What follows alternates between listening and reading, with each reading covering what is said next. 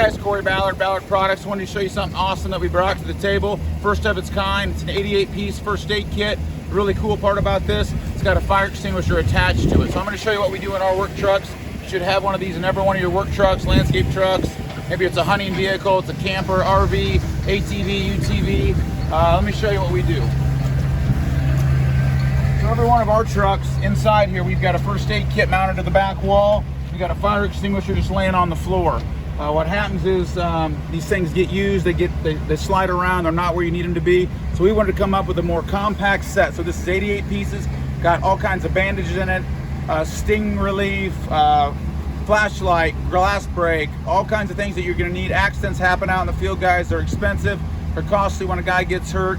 It's really bad if you've got a fire and you have no way putting that fire out, whether it's with a piece of machinery or a mower. So we brought you the first aid kit. Again, fire extinguisher attaches right to the back of it.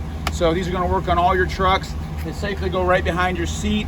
So I suggest that you guys get set up. These things are $39.99 for the entire kit.